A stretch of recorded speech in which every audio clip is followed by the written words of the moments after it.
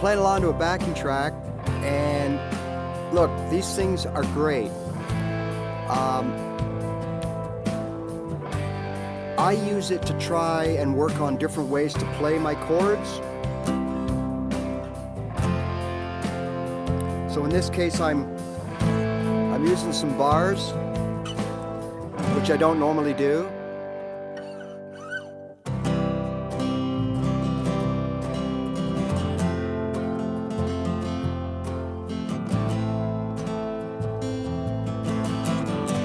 Also try to play in between.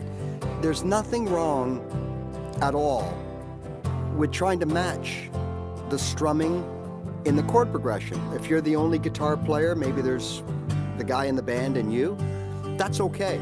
But if you've got 3 or 4 people all playing acoustic guitar, all, you're jamming, it doesn't usually work to have multiple guitars trying to do the same thing, unless it's something, that you're rehearsing, that you are rehearsing every day and practicing every day with the other bandmates. Well, that's different because that becomes a band dynamic, right? I'm talking about a bunch of people getting together, often strangers, and it's kind of like we got to find our spot. So in this case, I might do something like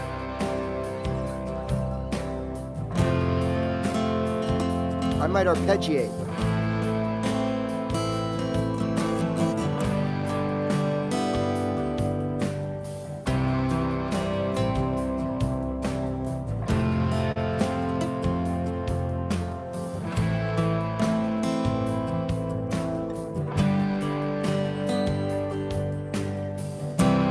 Might strum just the first.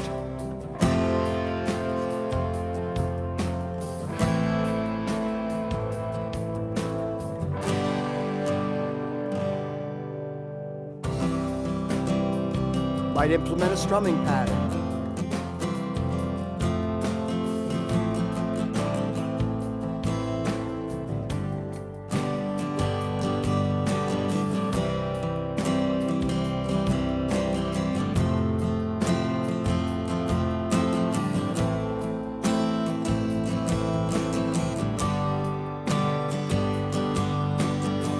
Right? So there's a few things we're trying to do here. We're trying to sound like part of the band, okay? We're also trying to work on our touch. Like we don't want to be, we don't want to be doing this. And completely playing over everything. And nobody can hear anything because I'm just bashing away. That's not good. Okay? We want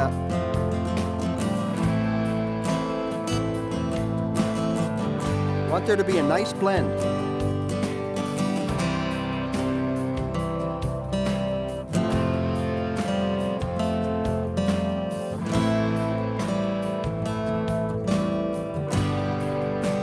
However you decide to do it. And finally, for those of you that are a little more advanced, you might be into scales. So here we have something in the key of C. So let's start C.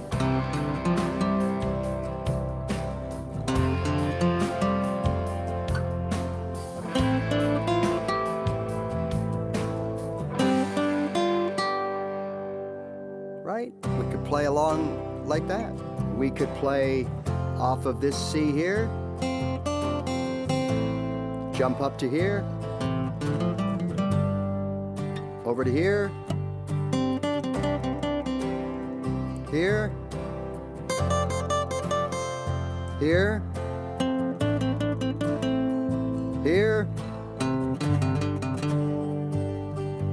here, here.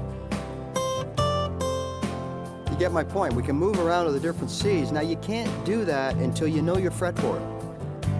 Okay, so these are things that are knowing your fretboard and playing notes, scales, licks, riffs, solos.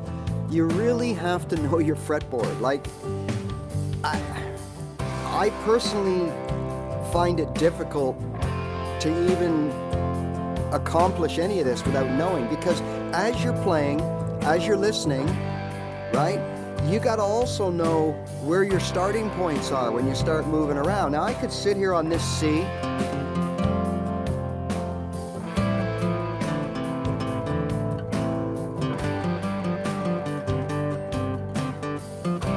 and just stay here.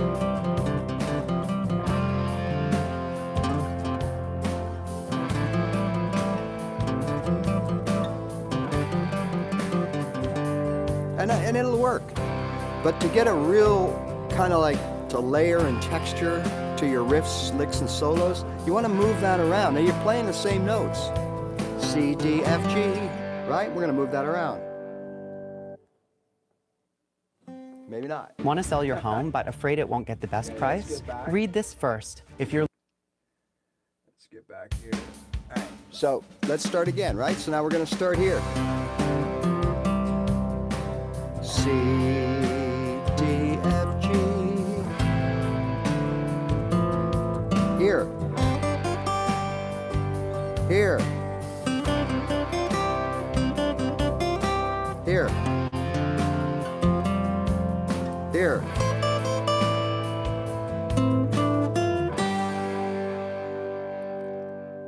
Right? Okay. All right, so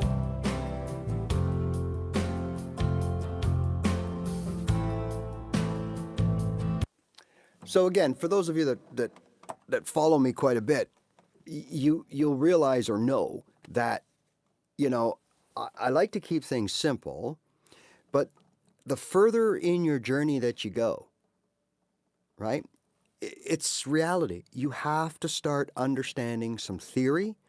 You're going to have to know your fretboard. Even if you know just here, that's fine. We had two Cs, well, really three. We got this C, we got this C, and if we run on the, you know, I kind of sort of said like a 5 or 6 fret limit, right? We got a C right here, C right here, C right here. That'll get you going. You don't have to worry about up here. And then, of course, when you get to the double dots, if you have a guitar that allows you to play underneath and further up the neck, well, this is the same as this. Identical notes, just way higher. So whatever you play here, you can play here.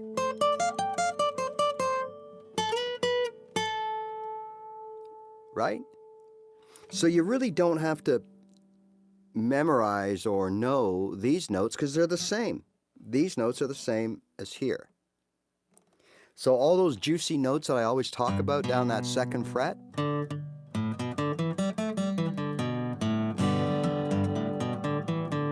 they all exist here, right? All here. Just harder to play because you're kind of at a different sort of, but they're all here. And they sound different because they're much higher. So really that just leaves you having to kind of know this section here, which to me was like, you know, it was like learning a new neighborhood. You know, when you go, maybe you move or you go visit someone and you don't know where all the streets are and where to turn and where not to turn. That's kind of like the analogy for this part of the fretboard. If you want to go that route, I personally think that, because remember, I always tell you, don't bother spending time as a beginner or in the first year of your journey learning things that you're not going to need. and you're not going to use. You're just wasting your time, because a lot of times those things are out of your pay grade.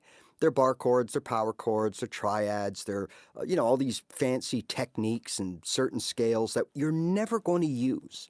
Some of us, and I mean never, some of us never will use any of those techniques, and we'll get along just fine. We'll be playing all kinds of songs around the campfire and on Friday night parties, no problem. And we'll start sounding pretty good. Okay? So don't worry about those things at the beginning. You got plenty of time to pick those up, right? And it's so important that you get confident and comfortable as quick as possible, because no one really says this. I see all these videos with people talking about, oh, do this, do this, do this. And they're right. Do it. Great. But no one ever says that you don't need to do that, right? And, all you need to be able to do is play a few chords. That's it. And you play a few chords, you can play all kinds of songs. And then the more open chords that you learn, the more combinations of chords that you have. Because just like, learning, if you learn your whole fretboard, how many times are you going to play a solo in D flat, right? Or, F sharp or B flat? Probably not many times, okay? But I'll bet you're going to always want to know, even if you don't realize it, you're always going to be playing little licks or need to play little licks in C and G and A and D and E, right? Those are the beginner's paradise chords. Those are the beginner's paradise keys. There's a reason that beginners start in keys of G, A, and C, because in G and C combined, there's only one bar chord necessary, and that's an F sharp. And it's really a diminished chord, so we don't play those. You've ever wondered, seen those videos, and they go, well, that's a diminished chord, we're not going to bother playing that. Well, there's a reason, because you don't need it. You want to play rock, pop, country, indie, all whatever the genres are these days, you're not going to use a diminished chord, very, very rarely. But if you want to play classical and certain gospel and, there's just certain jazz, right? You're going to need all these diminished chords. So when I need them, I'll learn them. Okay, that's the attitude. And every time you make a decision like that, you shave off days, weeks, months, years off your journey. Okay? So what I mean by that is when you start out, and like I did, and within 3 months, I'm trying to play bar chords. And I'm trying to figure it out. And it was complicated, and it hurt physically. And I was determined, and I played those month after month, every day, did this every day. Listen. Does that sound familiar? Trying to play your bar chords. Every day I tried that. I got a little better, and some days I was better than others, but I felt in order to play bar chords what I thought was thoroughly or properly, what I did was I started to speed up my strumming and kind of thinking that would make the crappy bar chord that I was fretting sound better. Okay? So I spent, honestly, 6 months. And then finally, I guess my brain, because we are human, right? My brain probably said, hey, bud, you're shit. You're terrible. And I don't want to hear this no more. So you're not picking up your guitar today. You're going to take some time off. And so I took 3 days off, and that became a week, 2 weeks, a month, 6 weeks, 3 months, 6 months. I haven't touched the guitar. I quit. So, of course, then I got re-inspired 6 months later, and so we pick it up again. And, of course, being so smart that I am and learning from my lessons that I did the whole thing, same thing all over again. I started off strumming a few chords,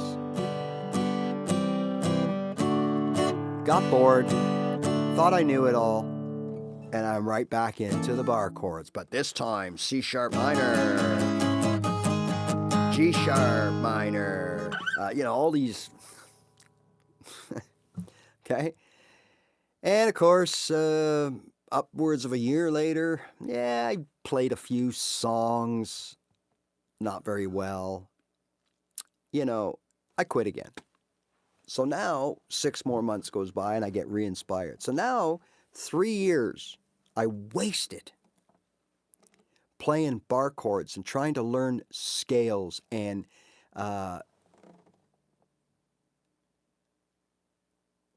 oh, hello. It's hard for me. I'm kind of a ways from my device, so it's hard for me to see the questions here. I don't play commercial songs because of copyright issues. That way I can't keep this video up. Erkin, hi. How are you? Jim Minio, hi, buddy. So anyways, that's why when I came back the third time, and it actually worked. And when I say it worked, I know people that follow me have heard this story. When I say it worked, what I did and what I'm showing you, I went from 0 to hero in a few months, not even. In fact, we used to get together sort of on a loosely regular basis with a bunch of guys, and I was always the lowest on the totem pole, and I would they'd let me play at the beginning, and then when it got serious, you know, I was encouraged to go get a beer or something, and they would play, right? And I was happy with that because I couldn't keep up anyways. I couldn't play what they were doing. And I went from that to, you know, 3 weeks later, someone saying, Ray, hold on, dude. Like, when did I last see you, man? You sound pretty good, right? Hey, Super Sidewinder. How you doing, buddy? And it went like that. And then someone didn't see me for another 3 weeks, and they'd go, holy jumping, Ray. Like, where'd you learn that song? You're playing this? Oh, my God, you sound good, whatever. Now, I was. Because all I was doing every day and every night was just practicing a small cycle of open chords. C, D, G, A minor, C, D, G, E minor, that kind of stuff. I still hadn't really played my F yet. This F, which I'm going to talk about, right? So I was avoiding having to do this because I couldn't do it. So I was, any songs with an F in them, out the window, right? Okay. So, well, I mean, you could play with a capo on 1, and you could play an E chord, and technically you're playing an F. But what I mean is I'm avoiding playing that F bar chord because I can't do it. And I didn't know about the triad or the, you know, which I'm going to show you after, the cheater Fs, the different versions of them. So I just avoided it, right? But you know what? I was rocking. And I had 3 songs that I learned that I could play with these 4 chords that I knew. And I was going out to open mics and stuff and just playing.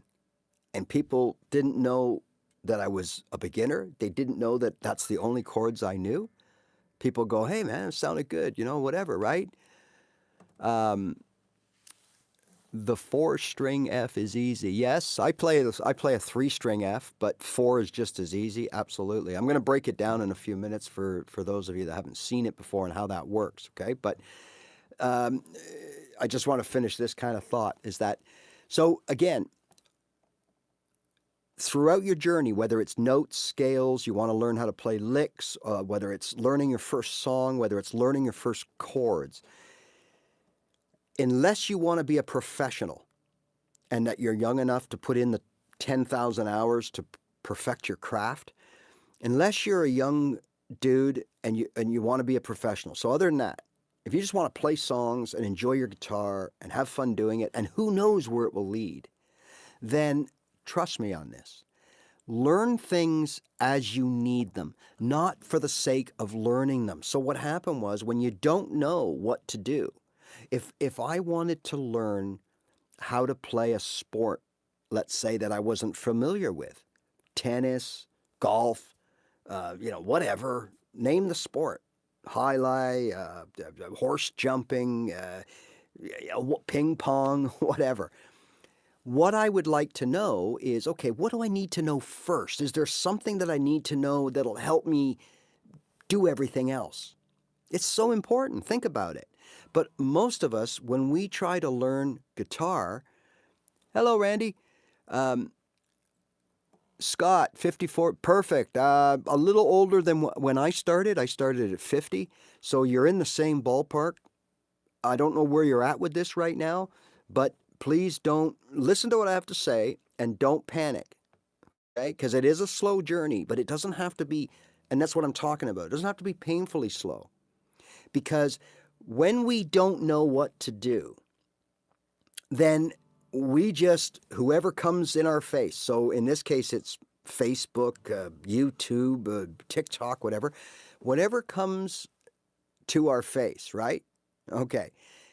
Oh, we see it and it sounds so good. So we go, oh, well, gee, that sounded good. I guess I got to know how to do that. Now, in my case, they were bar chords. So here I am watching this dude, and I'm thinking, oh, I got to do that. And that's what started my bar chord journey, which caused me to quit guitar because I didn't know any better. Now, if someone would have said, hey, whoa, Ray, stop right there. Bar chords are great. They will make you a more versatile guitar player, not necessarily a better guitar player, but a more versatile guitar player, okay? And they will allow you, without the use of a capo, to play any kind of chord, flat or sharp, minor or major, seventh chords, all of them. You can play them all, right? I'm not arguing that.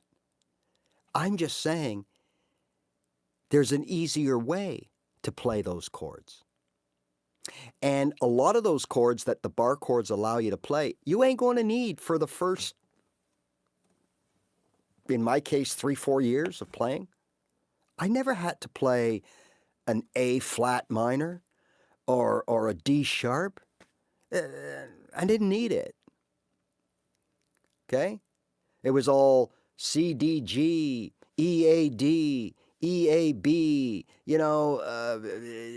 D, A, G. It was all simple open chords, which most songs are.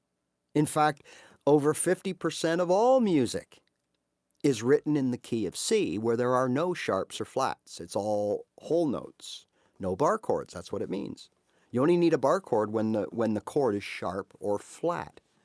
D sharp, E flat. Then you have to resort to a bar chord or a capo, but that doesn't always work. So I grant it. I mean, yes, if you know your bar chords, and it's not just one position, one shape. One shape. It's not just one shape. They say, oh, one shape. I can move that around. Oh, I can play everything. No. What you can play, and I'm going to show you, starting at F, one shape, F sharp, G sharp, A sharp, B. Okay? Yeah, absolutely. So what do you do if you need an A minor? A minor is not A flat. That's two different things. I used to think, well, that's what they mean. So I'd play, okay, if that's A, okay, there's A minor. No, that's A flat, and those are different chords, right? So then I found out that, oh, okay, so I need to know another position to play an A minor. Okay, so what's that? Well, that's this. That's the E minor moved up.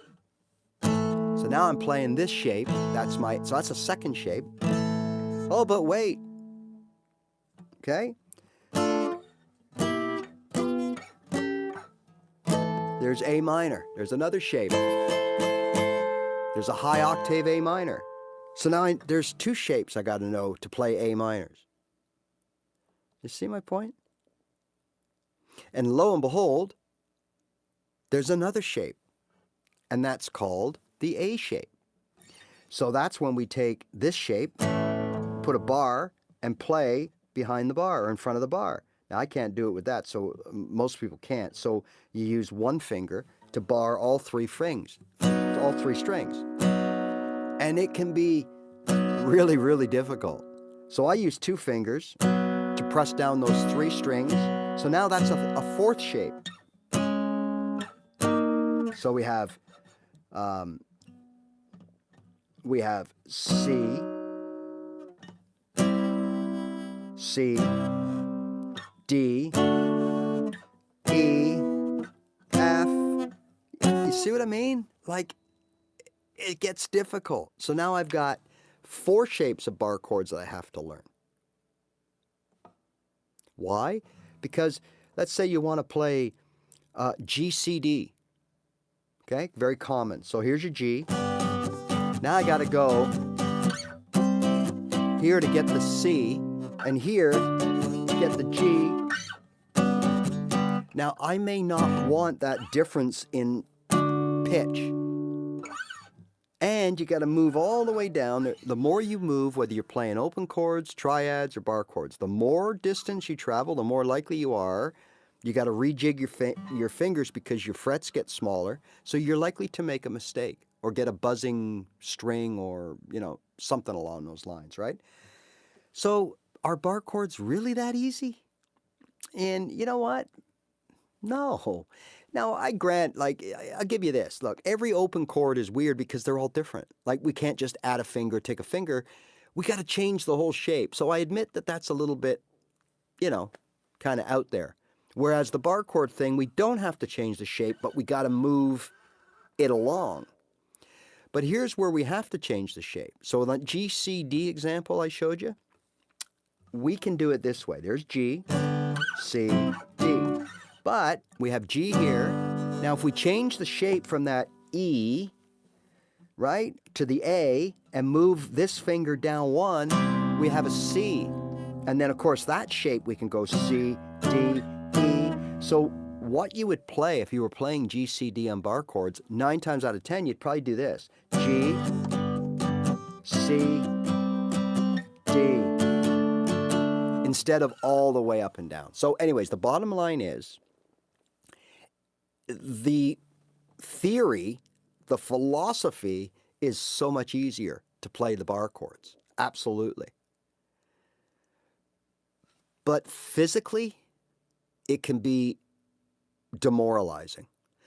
And I'll leave you the bar chords with just this final here, is that we have all these muscles in the back of our thumb and our hand that have to be developed. Okay, for bar chords. We are putting a lot of pressure. It takes a lot of pressure to bar down all these strings with one finger. It's very difficult to do. Okay, so, I'm not going to get into but it's difficult. And when we have to do that, and we only have a second or two to hold them down, we got to go to another one and on, it can be tough. So, again, I started learning my bar chords as I needed them. Okay? And we'll get to that in another show. And when it comes to bar chords, especially the F is an important chord because it's involved with a lot. Okay, there's a lot of songs that have F in them. Now, if you're trying to avoid this, the F major bar chord, and I don't blame you, it's a very tough chord to play. Now, it's one thing to play it as a bar chord to another bar chord and come back to it. That's one thing. But to have to play it as the only bar chord in a 3, 4, 5 chord progression, it can be very demanding and it can be very difficult to play physically. So what I found out was there's another way we can play our F. So check this out. We can play an F this way. And I'm going to start with, as someone mentioned, it might have been Super Sidewinder, the 4-string F. So I think what he's talking about is you bar these 2 strings here in the 1st fret, the 1st and 2nd string.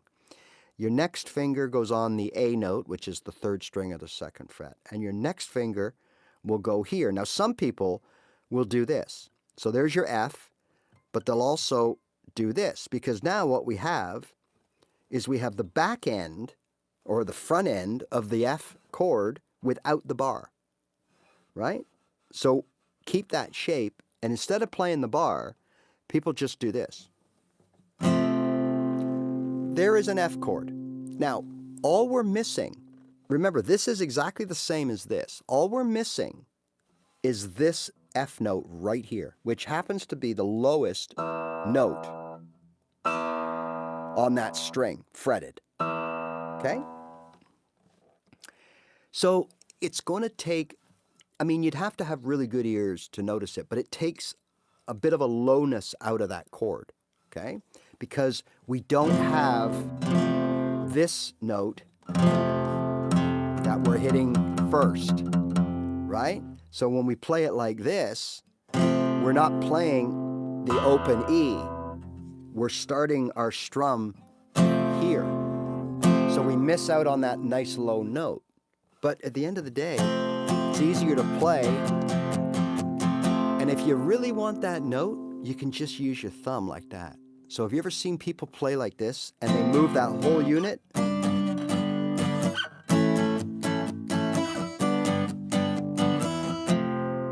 Well, really what they're doing is this.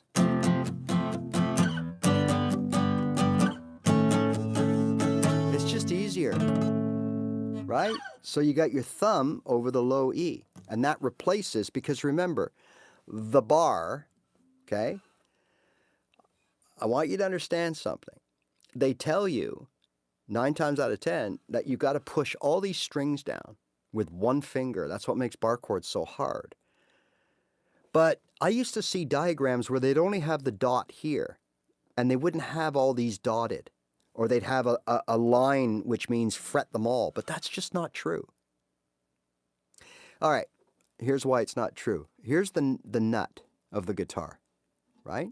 If we play behind the nut, we're not playing, these aren't notes. This is just diddly-goosh, right?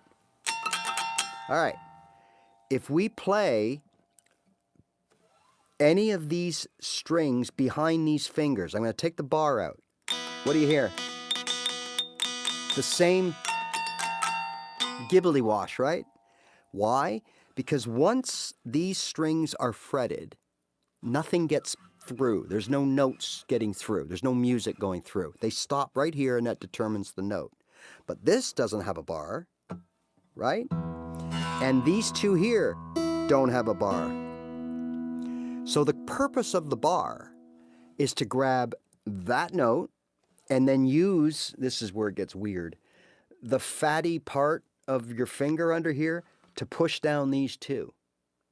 That is what makes playing a bar chord difficult on this shape, or even on the A shape, because it's the same thing. These three, nothing is going to ring out behind these three notes, okay? So the bar here is absolutely useless.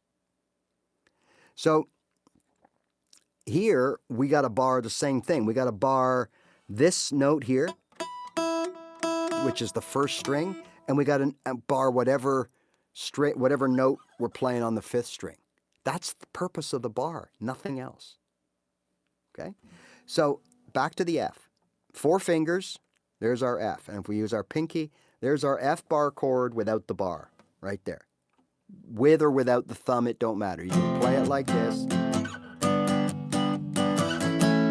No problem. Okay? But there's an even easier way, and it's an F triad. Okay? So instead of barring these first 2 strings at the 1st fret, we're going to come up on our fingertips like we're playing a C chord, and we're just going to pluck that C note right there. Okay? Okay? Then the next finger will go next fret on the A, which is the 3rd string. So we have fret 1, 2 string, fret 2, 3 string, and fret 3, 4 string. 3 strings, 3 fingers, 3 frets. That's it. But here's the caveat. You can only play those 3 strings. Okay? So you can only play this. Now if you go down and play that E, it's not, the whole world isn't going to fall in on you. Okay? But be aware that there's no E note in an F chord. So by doing this, or by playing this string here, there's no A, I'm sorry, E. There's no E. Okay? Now, there is an A, but it's not the bass root of an F, right? F is the bass.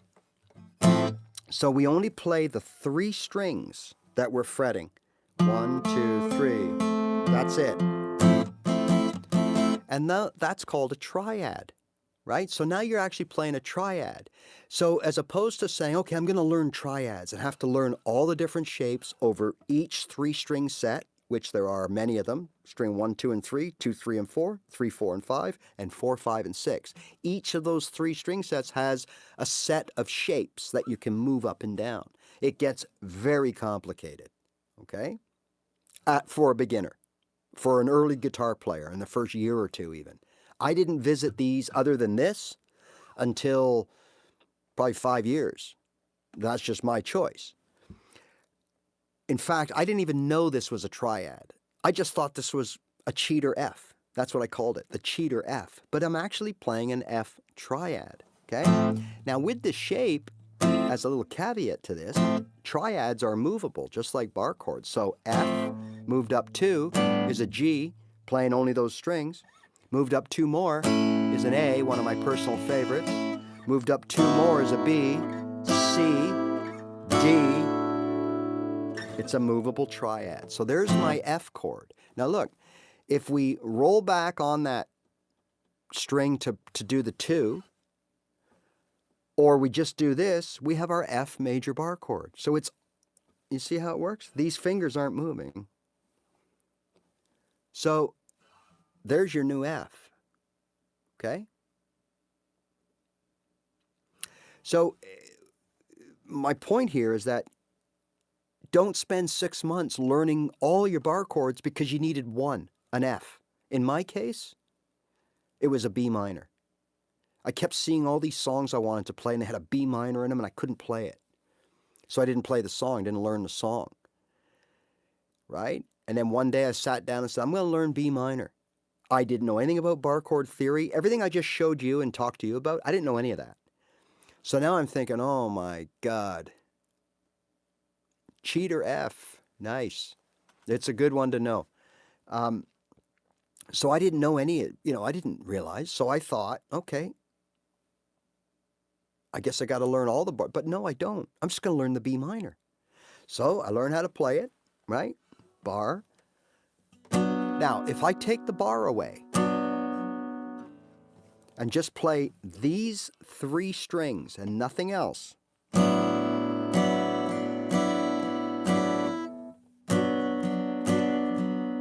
got a B minor. Because remember in guitar theory, if we have an A and we move it up 2, it's a B. If we have a C and we move it up 2, it's a D. It's not a pure D major. It's not a pure, B major when you move the 3 up. They're triads. Okay? So in this case, I just decided to learn the B minor. So the first thing was I learned how to finger it. And once I figured out I could kind of get to it 6 times out of 10 from nowhere, then what I did to integrate it into my playing, because all I did was play open chords, was I played my open chords to my B minor and back every time. So in other words, I would start caged. I'll mention that in a second, okay? There's your B minor. There's your A minor to B minor to G to B minor. You see what I'm doing? I'm just playing all of the open chords that I know how to play to the B minor and back. Now at first, you fumble, you mess up. Of course you do. But eventually, and all you're doing is that 1 bar chord. So at the end of it, after a few days, a day, a few hours, a week, whatever it takes you, eventually you'll know how to play just the B minor with all your open chords. So now you can play songs with a B minor in it and not have to worry. Now, if you really want to take it further, then having this B minor shape, now you can play C minor, C sharp minor. There's your D minor. That's a very popular chord, D minor. Now you can play it here because it's a B minor. You're just putting it down in a different place. So instead of doing this, B minor, you're doing this and putting it down here for a D minor. And that's how I became familiar and using bar chords. To this day, I don't think I've ever played a F sharp or a D sharp minor, or I play an F sharp minor, but there's certain I just never will play them. So I don't really bother playing them. And when I need it, then I'll work on it. And that's the reality. Okay. Now, someone mentioned cage system. Okay, you're right. However, it's not a beginner's thing. And I don't care what they tell you. I don't care who tells you. As a beginner, trying to learn the cage system, it's not going to happen. Now, there are always the elite few out of 100 that have that ability for whatever reason to do things like this right out of the starting blocks. Most of us don't. And remember, I'm all about beginners, right? I don't want to be a professional. I don't want to be at Madison Square Garden. I just want to be able to play an instrument, the guitar. I want to play some songs. I want to play my favorite songs. I want to be at a party. I want to be at a campfire. Someone give me a guitar, or I bring my guitar and I can sit there and play and people can sing along. That's it. So I don't need 3/4 of the stuff that's out there, right? If you're a weekend golfer, do you really need to know how to cut the ball around a tree? Do you really need to know, backspin and drawing the ball back on you don't need that stuff, because you're not playing at that level against other people that are using that stuff. You're having fun, you're being competitive, you're making a day out of it. All right? Big difference, huge difference. And for some reason, we approach the guitar like we're all going to be professional guitar players in 6 months, and that is just not going to happen. In fact, for 99.5% of us, it will never happen. Okay? So we have to understand that. And the more you understand that, then you realize that you don't have to go through all this torture at the beginning. You literally just have to pick up your guitar, okay, and start learning a few open chords. And you learn those chords in the same key. So G, C, and D together. A, E, and D together. D, A, and G together. So therefore, once you know only 3 chords, you can start playing a book full of songs in that key. That's the reality. And that's what I'm all about. So the cage system, while remarkable, and when you know it, and I mean really know it, you'll look back and go, well, I guess that is kind of easier, or not, right? I know the cage. I know most of it. I don't find it easy at all. I find it very difficult, as you can see, right? That I hurt playing repetitive bar chords over 6 months. And it goes away and it comes away. It may or may not be some form of carpal tunnel, or I don't know what it is, but it's painful when I play a lot of bar chords. And that's the reality. To know the cage system, you've got to be able to play a lot with your back 3 fingers. And we don't do that as beginners. We play our G like this. We play our D like this. We play our C like this, our A like that. We don't play with our back fingers. And that's kind of what makes bar chords a little difficult too, is because in this case, if I want to play an A minor, I play it like that with my first 3 fingers. But when I start playing bar chords, same with my E, I play it like this. But when I start playing bar chords, it's going to be very, very important that I start playing them like this with the back 3 fingers. Okay, so here's my A minor, which can become a B minor, C minor, right? If I'm playing my E, there's my E.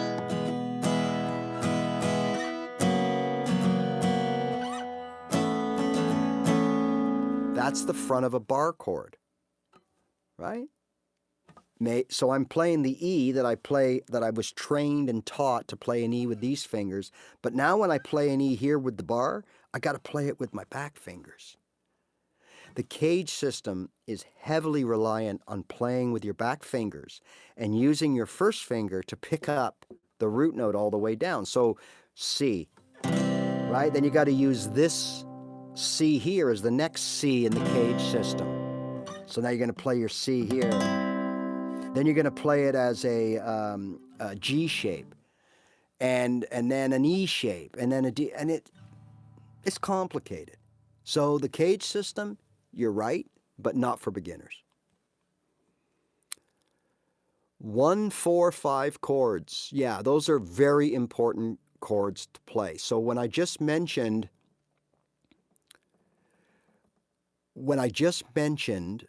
about playing chords from the same key, okay?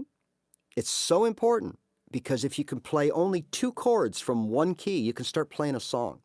3 chords, you can play songs, more songs. 4 chords from the same key, you can play even more songs from the same key because that's how songs are written. When you write a song, you say, okay, for whatever reason, usually it's all about the vocals, I'm going to write this in the key of D. So therefore, I'm only going to use D, right? E minor, F sharp minor, G, A, and B minor. That's it. Those are the chords in that key. So if you learn 3 of those chords, you've learned half of them, you can play a lot of songs in that key. Okay? So, a key is a neighborhood. And in the neighborhood, there are 7 houses. So in the key, there are 7 chords. We number those houses, or chords, 1 to 7.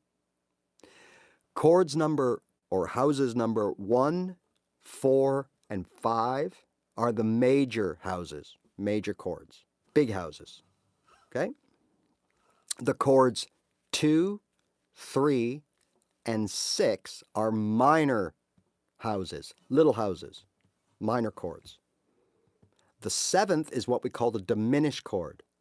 That's that strange house at the end of the block that never cuts their grass and your parents tell you not to go there, okay?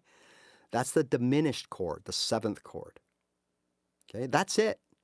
And we don't use the diminished chord unless we're playing jazz, classical, some forms of gospel music and that kind of stuff. But you're not going to need the diminished. That's why nobody kind of covers it, because you're never going to use it. You play pop, rock, country, indie, whatever, blues. You're not going to use a diminished chord. So we have 6 chords in the key, and they're all numbered. So the first chord, number 1, is always the chord that bears the same name as the key. So if we're in the key of G, then G note or G chord is your first chord in the G key. The second one, now it just goes up by the alphabet, is A. The third one is B. The fourth one is C. The fifth one is D. So when you say 1, 4, 5 in the key of G, G, A, B, C. So G is 1, C is 4, and D is 5. Okay? Now the 1, 4, and 5, G, C, and D, are your major chords. 12-bar blues, 1, 4, 5. So if you learn your 1, 4, 5 in any key, you're cooking with gravy. You can play all kinds of stuff, and most importantly, you can play the 12-bar blues. And that's good because it's like playing a song that everybody knows. You don't have to wonder when to change chords, what chords to go to, because it's all laid out. So many bars of the 1, so many bars of the 4, and so many bars of the 5, and we'll go over that another day. So the 1, 4, 5 means it's the 1 chord of the key, the 4 chord of the key, and the 5 chord of the key. So in G, G is 1, A would be 2, B would be 3, and C would be 4. So G, C, D, 1, 4, 5. That's what that means. If you're in the key of C, C would be 1. D would be 2. E would be 3. F would be the 4 chord. So now you have C is 1, F is 4, and G is 5. 1, 4, 5.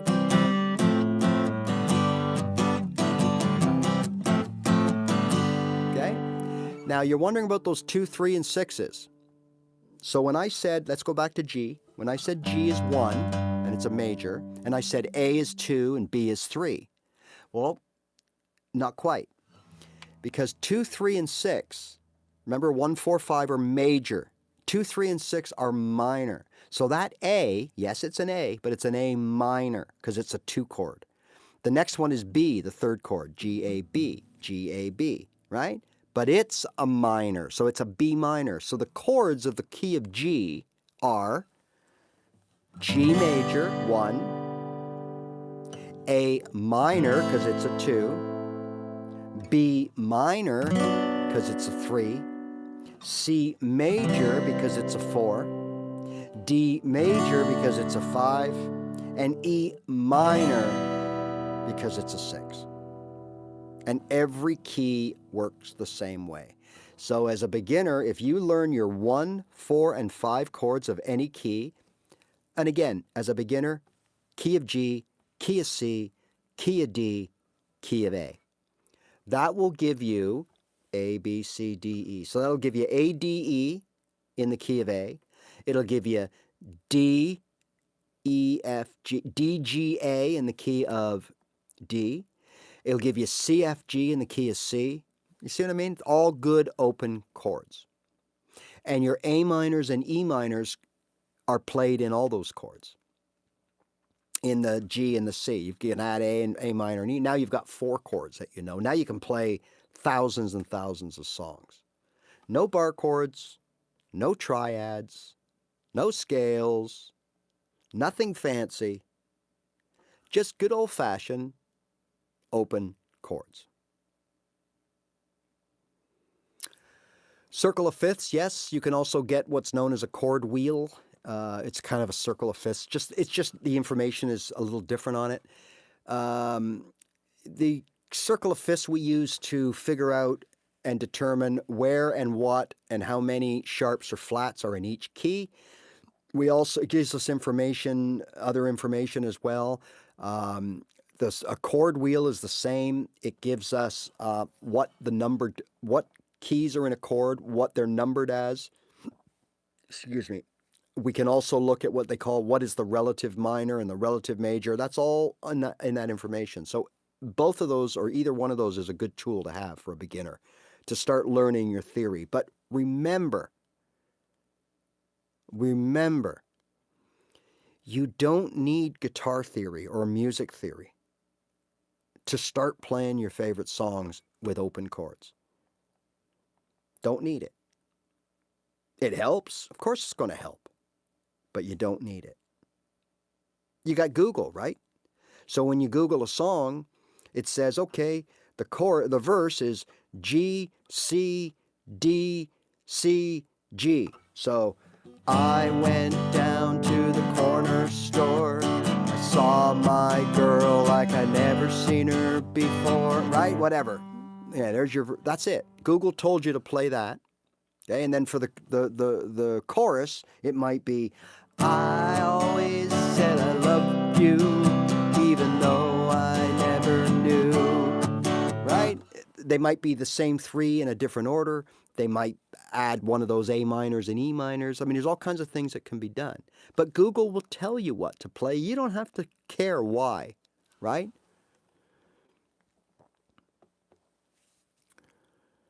Right? So, yeah, there you go. So, yeah, I mean, look, and the reason it's proven that it works is because you watch me every week, and that's all I do.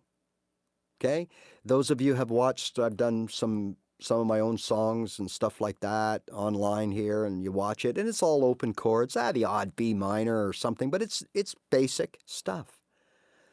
But I've gotten to play them pretty good. And if you can do that, then you can look at any song. I don't know.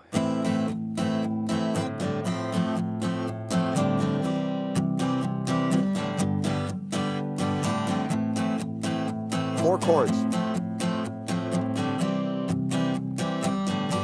Okay, now if I start on the C instead of the A minor, same chords.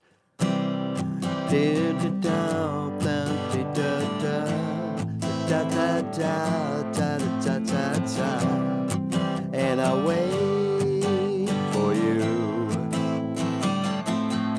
4 chords. Now I can also play it like this, a step higher, right? No, so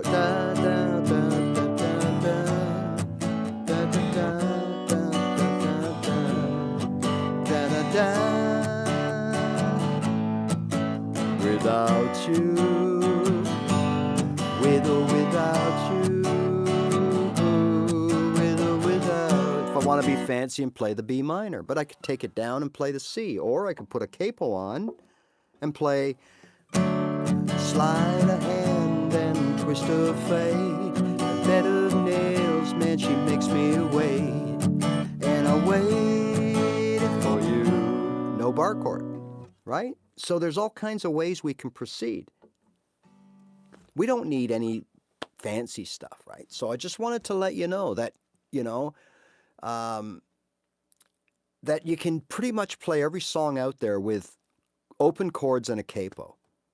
And therefore, now you've saved yourself potentially, because we all learn differently. For me, if someone had showed me and told me to do that at the beginning, I would have saved a year right off the bat. And then when I started to play a second time, I had nobody. And if someone would have said, Ray, you're doing it again, you're being silly, right? You don't need to do all that. Just play your open chords and a capo. Then I would have saved another year.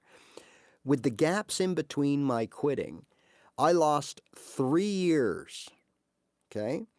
And then when I came back and did it this way, and started like within weeks, literally going up that ladder, sounding better and better week after week after week.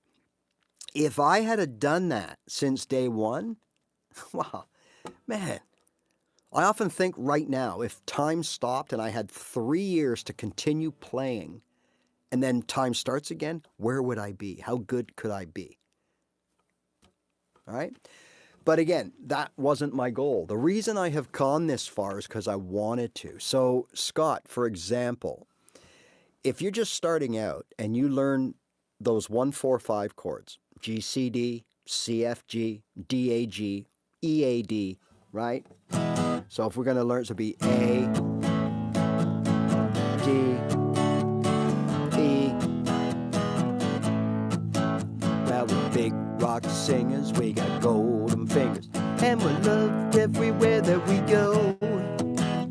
We sing about beauty and we sing about truth. Now there should be a 7 in it, da, da, da. But you can do it with just the all forgot to blow our minds, but our minds won't ever be blown like the blow that'll get you when you get your picture on the cover of the Rolling Stone, right? 3 chords, 2 predominantly, A and E, back and forth, down to the D once in a while. That's it, the whole song. Now that's a classic song. There are so many classic rock, punk, country, blues, three chords, that's it. You're on your way, right? So you get 2 guys together, or 2 people together, okay? You get 2 people together that start at the same time. And you give one person 6 chords, 5 chords, whatever, 4 chords to learn. And you say, okay, you do it your way, bar chords, power chords, triads. You do it with the 4 chords, and let's see who can play songs first. I guarantee you, every single time, person with just the 4 chords or 3 chords or whatever it is will start playing and sounding better with their songs way faster than the person who is trying to do everything in advanced techniques. All right?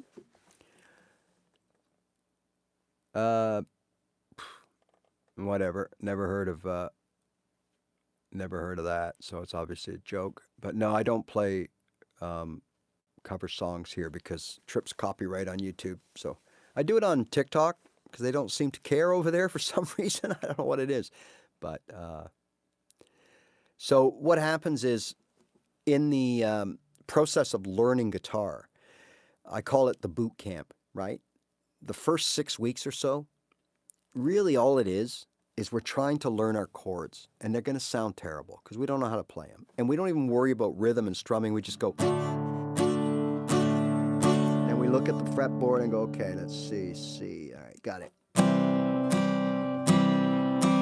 And then we go, G, let's see, that's this finger here. Got it. Okay? And then over time, you know, it starts to get a little better. You know the routine. You're either going through it or you've been through it. All right, so that's what we do the first 6 weeks, 8 weeks, 10 weeks, until we have that magic number, 2 or 3 chords, that we can 7 out of 10 times land. Okay, when you get to that level, it might take you 2 months, it might take you 4 months, it might take you 3 weeks, it might take you 21 weeks. Everybody's different. But when you get to that level, now you can play a song, right? So now all of a sudden, we use the songs to keep things interesting. Even though they don't sound that great at first, it's a song. And remember, we're hearing the real song in our head as we play. So to us, our playing is really good. And we're getting there, and it keeps us motivated because we're hearing the melody and the singer. We're hearing Axl Rose in our head. We're hearing whoever in our head. But the reality is, this is what other people are hearing. Even it doesn't even always sound like this good. And I used to work on something all week and go see my buddies on a Thursday night because we used to get together, and that's, how it all started for me. And I would say, oh, wait till they hear this. They're going to know what oh my God, they're going to think I'm a hero. So I got one for you. What do you got, Ray? I got one for you. So I sit down, I go.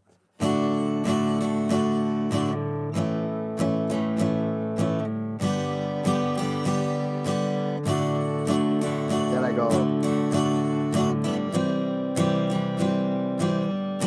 And I'm waiting, and they're all looking like this. And I'm like, don't you hear? Don't you know what I'm playing? Right? Because I'm hearing it in my head. Don't you know what I'm playing? And they're all looking like, well, that's good, Ray.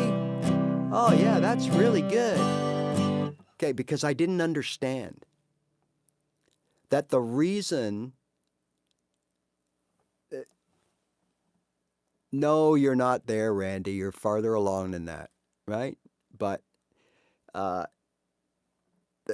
didn't understand that there were 48,000 songs that use that exact same chord progression.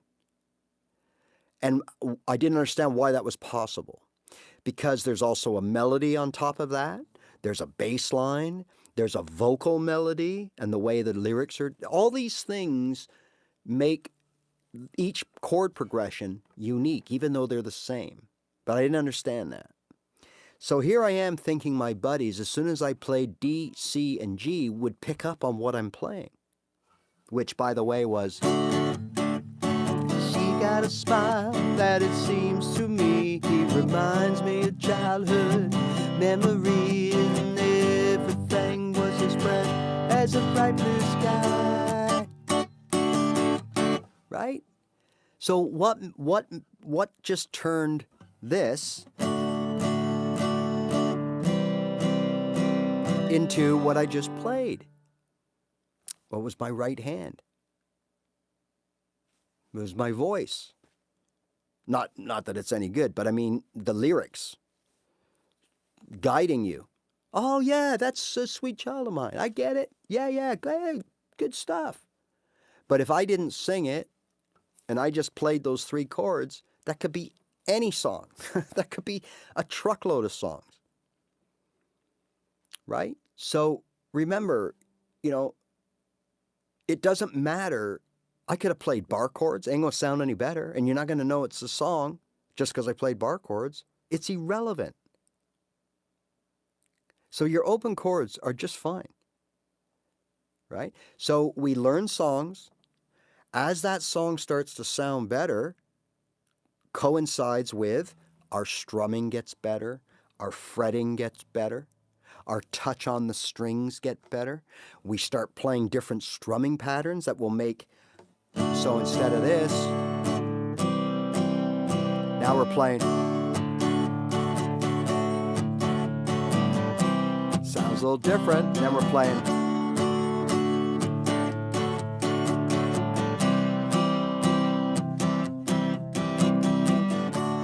Right? Starting to sound different, starting to sound better, starting to sound smoother and cooler. Songs starting to sound better. And that's what keeps us motivated. So it makes it fun. Next thing you know, 8-9 months have gone by, and you've got yourself a guitar foundation. And those of you that follow me know exactly what that is. Left hand, right hand, ears, and brain. And once you have those elements working together, I'm going to tell you right now, you can do anything. You're a machine. Because remember, to play this, we need a bass. We need these hands working together. We need to hear what's going on.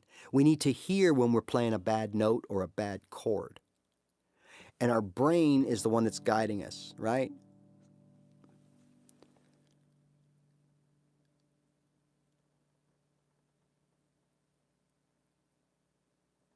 You're getting all the tips right now. I've been talking about it. That's the nature of this show, and most that I do is all about people that are just starting out. I do talk about advanced techniques and soloing and notes and theory and absolutely bar chords and all triads. I talk about that, but I'm all about beginners. So everything I talk about, and if you go through my channel, you'll see all kinds of videos that are catered to people that don't know what they're doing. People like me. I didn't know what I was doing. I didn't understand anything I was doing. Nobody explained anything I was doing to me. Nobody, even guitar playing friends, they didn't know how to teach. I go, what did you just do there? Well, I don't know. I don't know. I just know that if I do that, it sounds good, man. Like, that's all I know. Oh, great. Thanks. So tips, again, keep it slow and keep it simple. Learn 2 or 3 chords most. It'll take you a while. Take 4 to 6 weeks to learn your first few chords. Those chords should be from the same key. Okay? Don't worry about your strumming right now, but play good, solid, timed downs. So don't go like this. Don't go.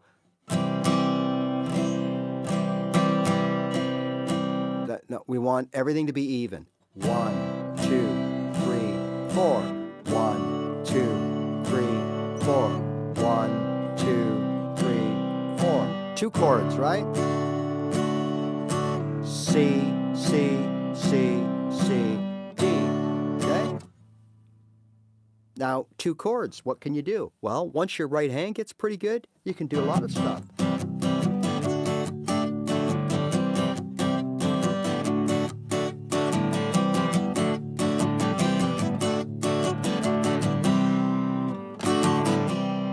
You can start doing things with just 2 chords when your right hand gets there. Okay? So, as a beginner, you've got to develop this. 2 hands, left and right, got to be working together. As you get better, right, you're going to start needing them to work together to play notes.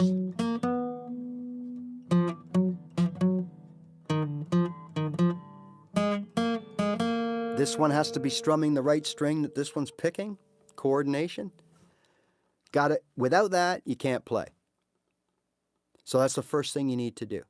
So over the first 6 weeks or so of your guitar journey, you pick up your guitar, you learn how to finger 1 chord, whatever it is. You may already, maybe a buddy already showed you how to play an E. Great. So what you're going to do now is you're going to look at the key of E. What other chords can I learn in E? Right? Well, A, right? E, F, G, A. A is the 4th. So you got E and you got A. Right? So right off the bat, don't tell my heart, my achy, breaky heart, I just don't think I'd understand.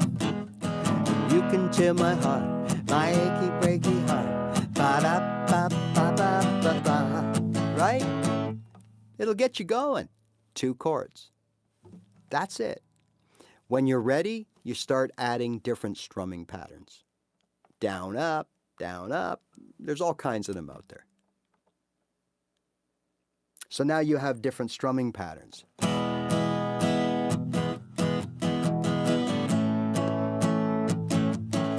2 chords.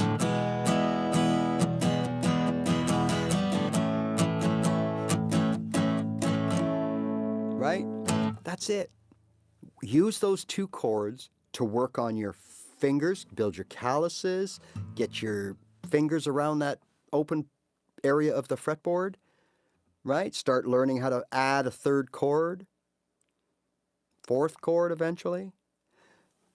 Keep your timing and your strumming, learn a couple of strumming patterns.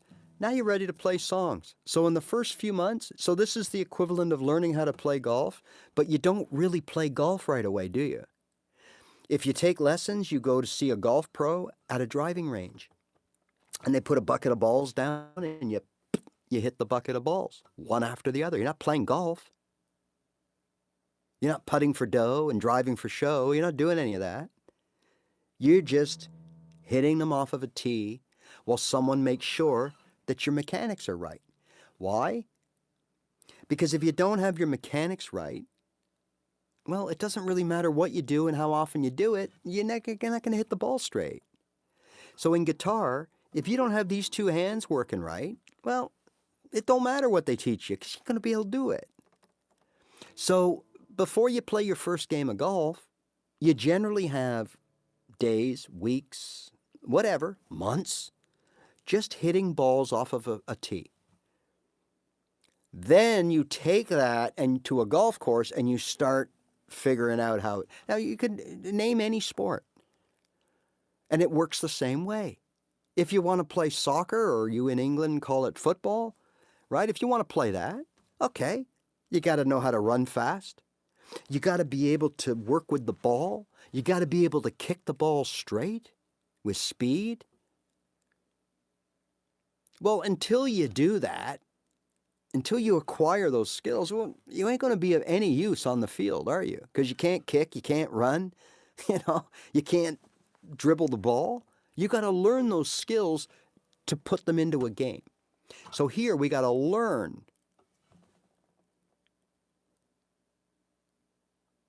Yeah, Randy G, that's, I mean, it's really not for beginners, but it's so easy to do, it could be, yeah. So guitar theory says that any chord you play on the guitar, you move it up 2 frets, that's 1 step. So that's like going from an A to a B, a C to a D to an E. So in what you're specifically asking, if I take a C chord in that open position and I move it up 2, I have a D. Now, it's not the same as this D. It's close. Very close. But it's not. The notes there's a different note in there. So it makes it a D. Add 9? I don't know, to be honest. But it's a D. Okay? So when you see those chords like C / D sus 2, just play a C. Okay? It's a C. Okay? So you take a C, you move it up, you got a D. So now, when you get a little bit more advanced, if you're playing something like, I don't know, G, C, D, G. Now you can play G, C, D, right? Now, it's not only the C. In fact, the C, in my opinion, doesn't play well up the neck. That's only me. Okay, because it has an open string in it. And normally, when we move up the neck and there's an open string in the chord that we're playing, it starts to get funky. Like, any chord is suitable for any song, if that's the way we want things to phrase and sound and voice and all that, those words. But the best chords to move up the neck are the ones that are closed, meaning there's no open strings in them. So for example, we have a D here. Now there is an open string, but it's at the beginning, this D. And then we're told to play all four down. That's your D chord. Well, don't play that D chord. Don't play that D string. Just play the 3 that you're fretting. Okay? Now move that up 2. Now you got an E. 1 more, F. 2 more, G. Now, you want to play D, G? Okay. D, G, D, G. Here's the difference, right? It's high. Now this G is lower. But they're both the same pitch. They're just octaves higher. So it's the same chord. So yeah. So this D goes D sharp, E, F, G, A. Neil Young, anybody? So we might get something like this from Neil Young.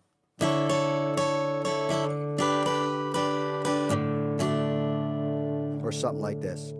We might get like a...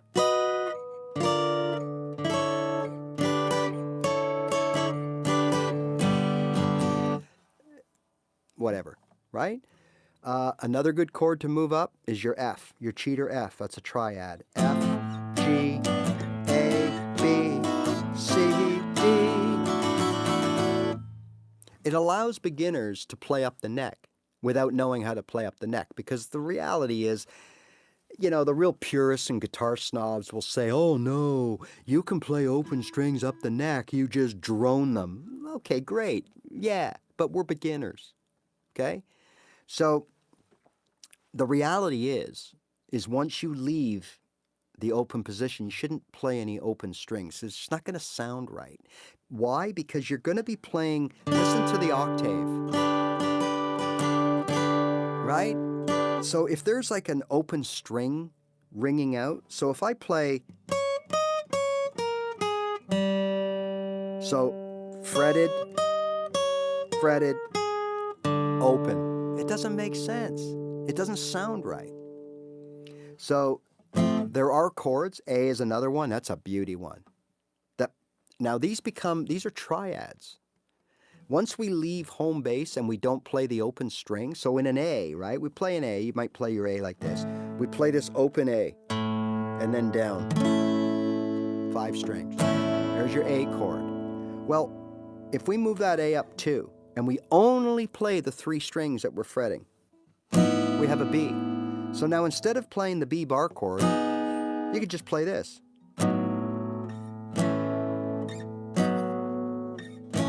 Instead of going A, B, you can just go A, B. That's why I play my A with the 1 finger. It's so much easier to go up the neck. So A, B, C, D, E, F, G. Okay? Now if I just play those 3 strings that I'm fretting with this A right here, like this A shape, and I play them open, that's a G. So now I can go G, A. There's my A major. G, G, A, G, A. Anyways, little things like that. Okay? But I wouldn't, at this point, worry about it right now. It's good to know that this can be done, and it's good to play around with it. But if you're going to get into that, you're inevitably going to need to know how to play different shapes so that you can keep the octave in the chords in the same octave in the guitar. So you don't get like a da da da da da da da da da da da da da. You don't get that. It's all da da da da da da da da da da da da da da da. Right? It's all the kind of same. Now, so for example, let's say we are playing using our D, and we want to play D, C, and then for some reason you want to play the G here. So then we'll go.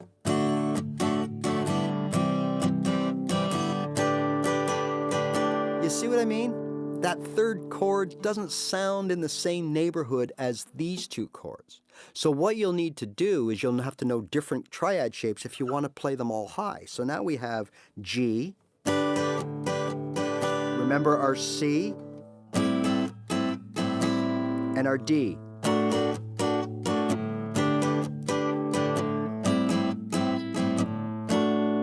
Right? So now that's like playing G, C, D.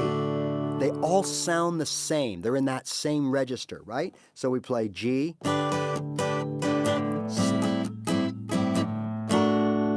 They're all in the same register.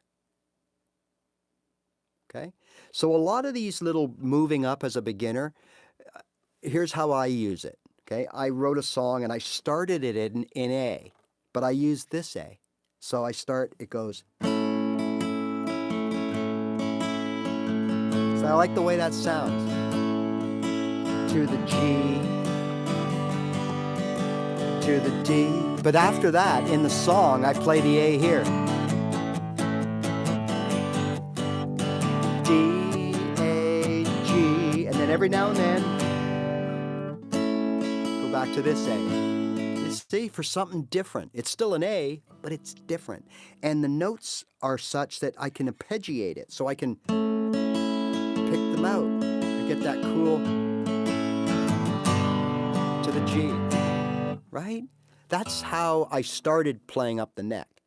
I wasn't playing anything fancy. I was just playing one chord up the neck, either as a full triad, meaning 3 strings and only strumming the 3 strings, or picking out the strings.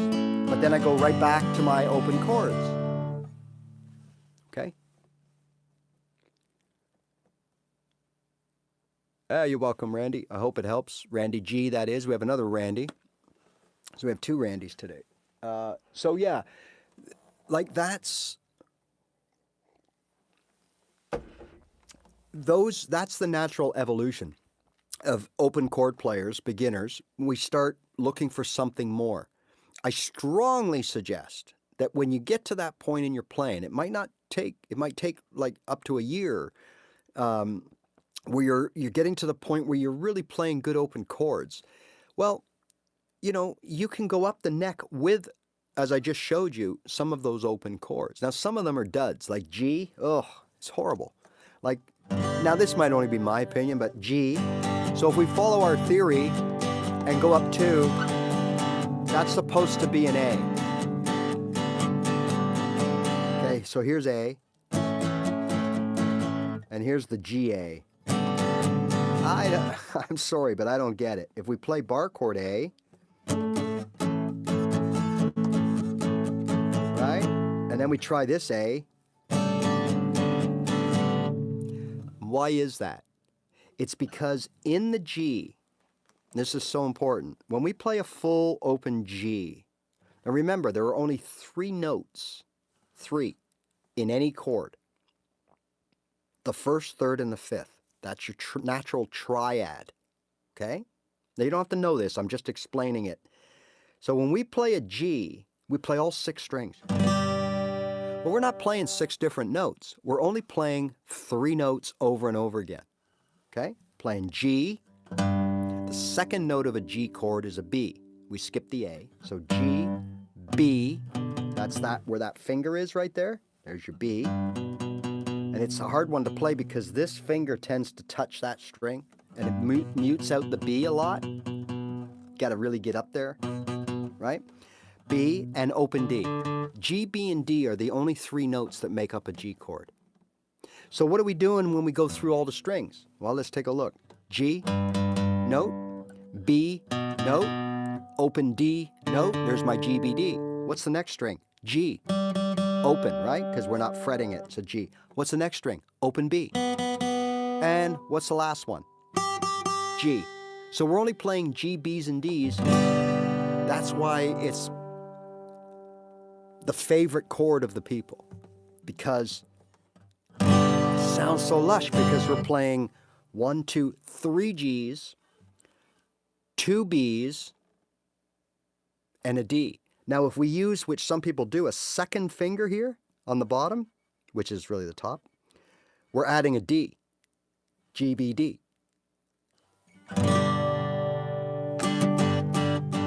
There's a nice full, that's it.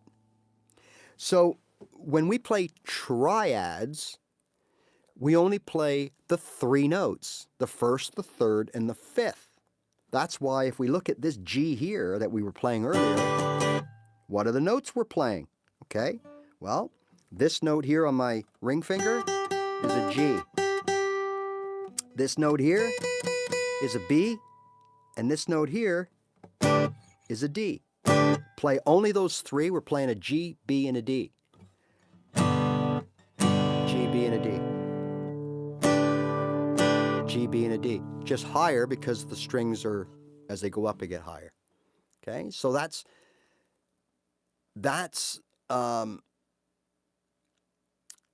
the reality of guitar. So all of our open chords are the same. When we play a D, we have this open string, which is a D. But once we leave home base, we don't play that open string, because what happens is we go up here to an E. If we play that open string, that's still a D. If we play something here, that's still a D. It doesn't change, where these other notes are changing as we go up the fretboard, but the open strings won't change, and that's why you don't play open strings up after you get out of the open position. All right, I think we've covered pretty much quite a bit today. And of course, people joining in, if you don't know who I am, rest assured I'm a nobody, so you don't have to worry about that. I'm just a guy that taught myself to play guitar after 2 failed attempts, okay? My approach is quite simple, and literally simple. Keep things simple, okay? Don't bite off more than you can chew. If you cannot play a bar chord or a triad or a scale, don't worry about it. You don't need it. But what you do need, you need your open chords, and you need to build these 2 hands up to be able to fret and strum at the same time. What's that? Belly pat? Okay, do it. It's hard. But some of us, after 3 seconds, we got it. Some of us, it takes us 20 seconds, and some of us, it takes 10 minutes before we can pat our head and rub our belly at the same time. Everything you do on guitar is rubbing your belly and patting your head times 10. So there will be a learning curve for everything. Every single little thing you do is going to mess you up. So I'll leave you with this. So when we first start, we play all downs. We get to a point where, wow, I'm getting good. Now we got to add an upstroke. So what I always recommend to get used to it is just add it at the end. So go something like this. G, G, G, G, up. D, D, D, D, up. Just to get used to it. But then all of a sudden, when you hit that up chord, oh my God, I forgot where I was supposed to go. I messed everything up. Or you freeze, or your pick starts sliding sideways. But only at first, right? This. After a while, you're doing it. Now you're adding another, I don't know, down, down, up, down, down, up. And it's going to mess you up. But only for a while, and then you're doing it. So keep that in mind, okay? So important to remember. This is not some scientific wonder that only certain people will ever unlock. It's basically easy once you develop the foundation, right? I cannot play Stairway to Heaven. It will flag my copyright. Sorry. I don't know how to play it anyways. I can play it. It doesn't sound like the recording, but I can play it. But I don't play covers. I think you can get away with about 10 seconds, unless it's the Eagles, Guns N' Roses, which I already sort of did, but I hope I'm not going to trip it. They're really tight. Led Zeppelin is really tight.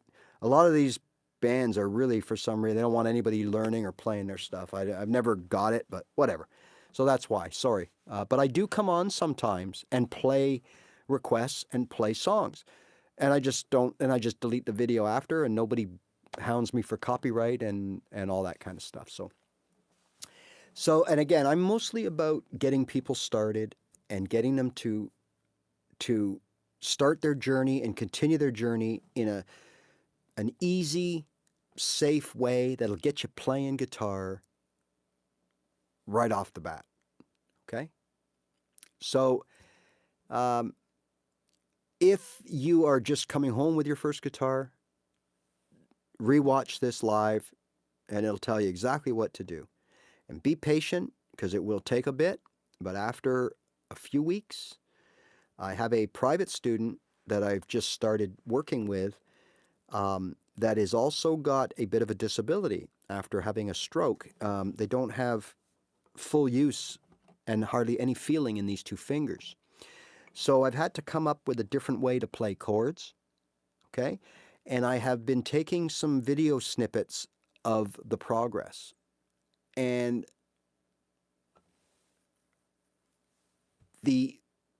it's amazing. After really just 3 or 4 weeks, the improvement with the strumming and the chord changing is getting smoother. And then after 5 weeks and 6 weeks, and it really, really doesn't take a long time. But, you know, there's a lot of work that goes into it, and that's what you have to be willing to do. And, you know, you'll get out of it what you put into it. There's no ifs, ands, or buts about that. The more you practice, and good practice, then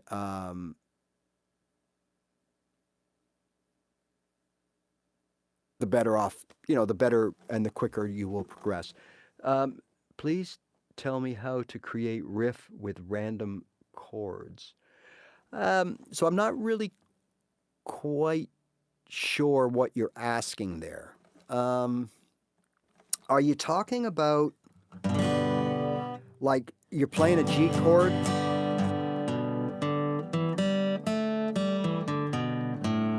Is that what you're talking about? Something like that? You'd go. I'm not sure if that's what you're talking about. So I'm not sure what you're asking. With random chords. So if I'm playing a D, are you wondering like what riff I can play? Like what notes I can play off that D?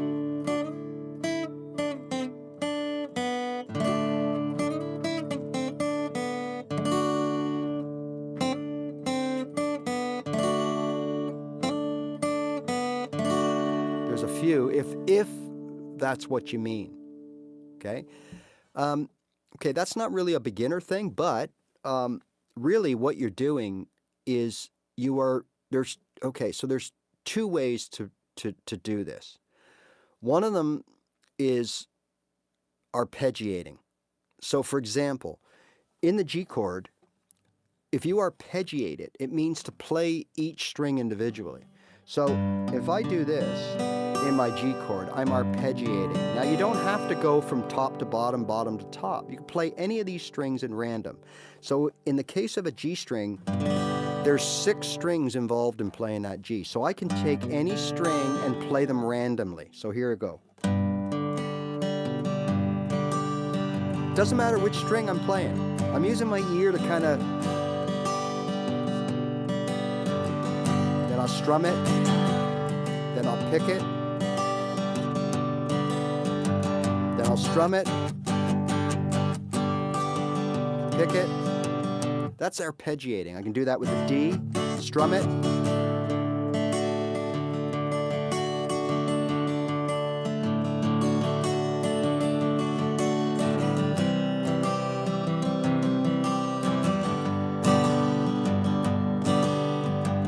So all I'm doing,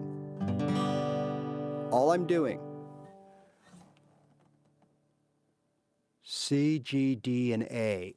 So now, again, I'm not 100% sure what you're asking, but so if you're...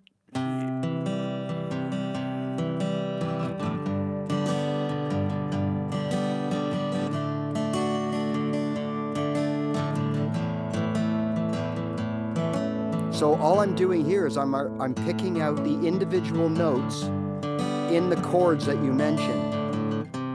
So I'm not strumming them as a chord. Now that's one way, but you also might mean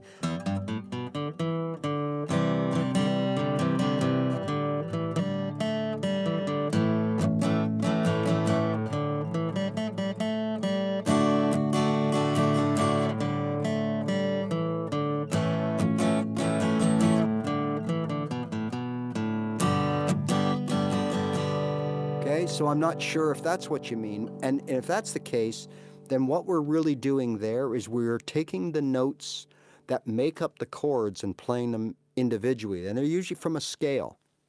So, and we call those walk-ups or walk-downs.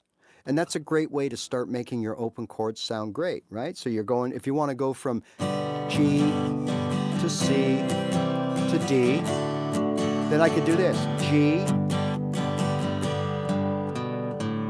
C, D, if that's what you mean. But start off with arpeggiating. So if you're playing an A chord, pick any of these 5 strings.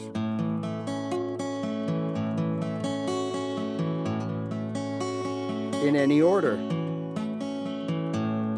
Use your ear to create little melodies, okay?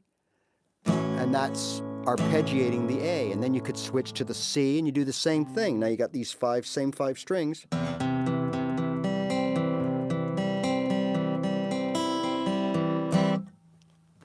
Okay?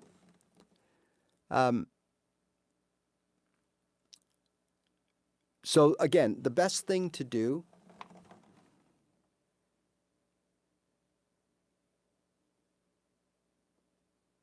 Oh, that's okay. No need to apologize. It's hard sometimes with writing, even if you're English, it's hard to explain through writing what you mean. You write a blues song with these chords. Okay, so first of all, and I'm not saying this is wrong, but if you're trying to use those chords C, G, D, and A, I'm not saying you shouldn't, but there's some rules being broken here. Because if this is in the key of C or G, then that A has to be a minor. Okay, so that would have to go C, G, A minor to the D, or C, D, G, A minor. Okay, so if you're in the key of C or G, that A will have to be a minor to be proper. Okay, if you're in the key of D, then you got D major, right? You got D, E, F, G.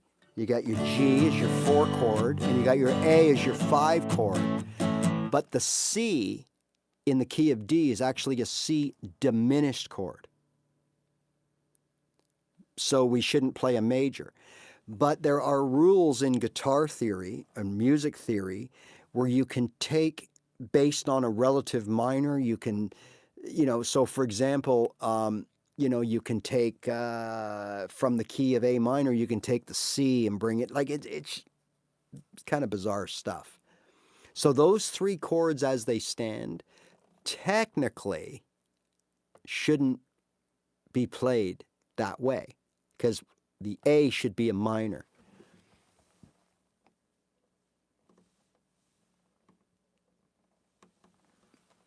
Hello, Red. How you doing? Yeah, it's all been good. Can't complain.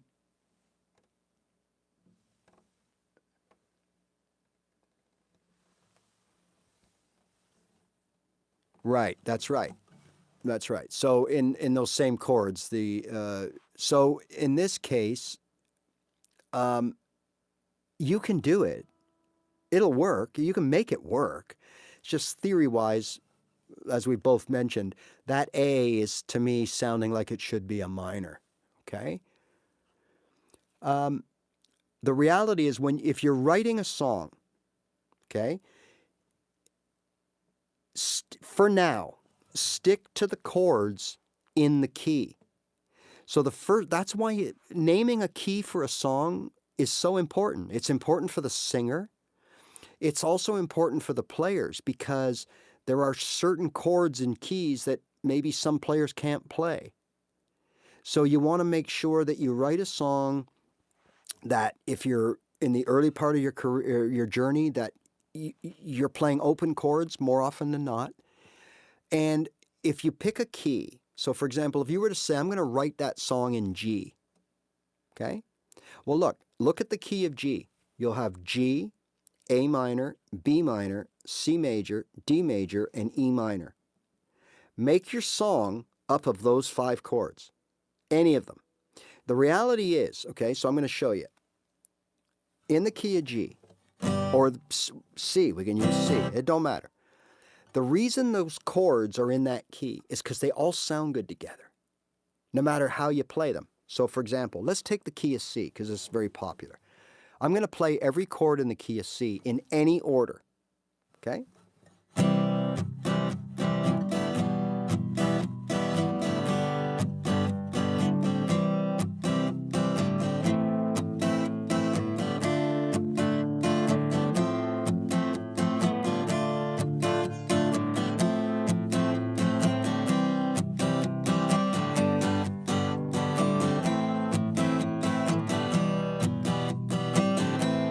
I'm just going by random, but I think you can hear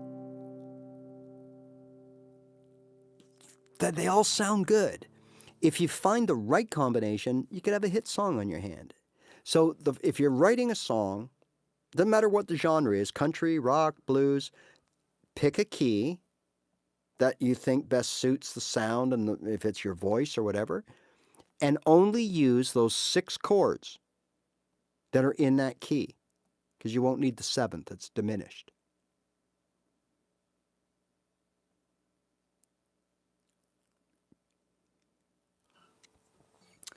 B, G. Are you using the full B bar chord, or are you using the triad? You can play a bar chord here, B. You can play the bar chord here. I play the triad right here, which is A moved up 2, because I can't play that B bar chord.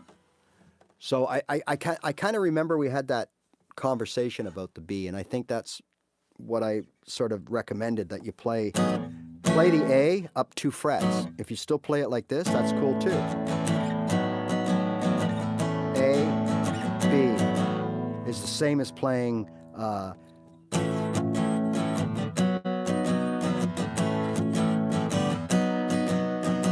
right? It's the same thing. You're going to get the same sound out of it, but, or, yeah, slightly different.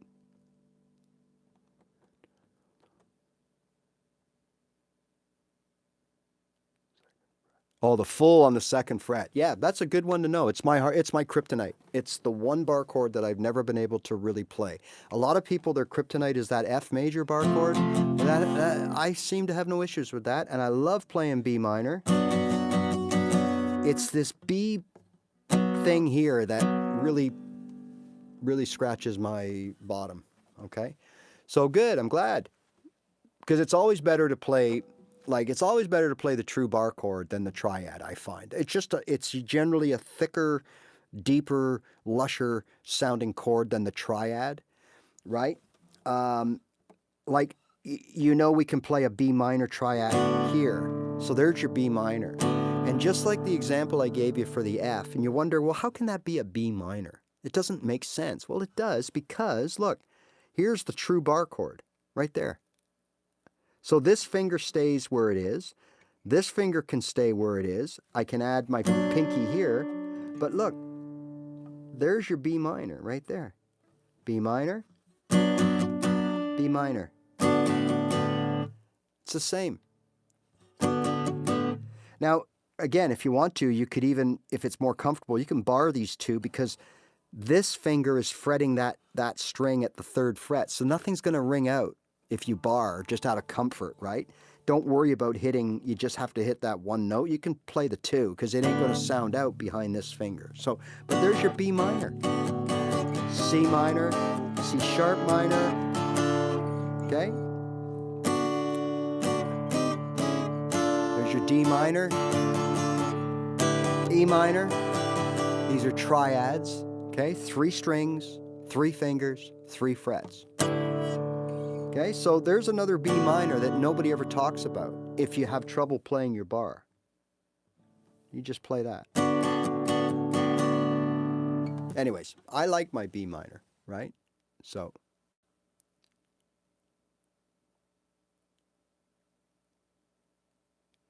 B, G, A, E, and F. Yeah, okay, again, B is because it's a bar chord. You either have to play it like this here, or you got to play it like this here. Sorry, here.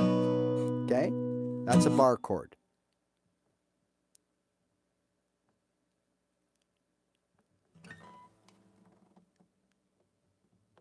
Okay, I'll make a note of that. Letters from the Sky by Civil Twilight. So we'll go to Spotify. What's it called? Civil Twilight. Search. And we go to Civil Twilight.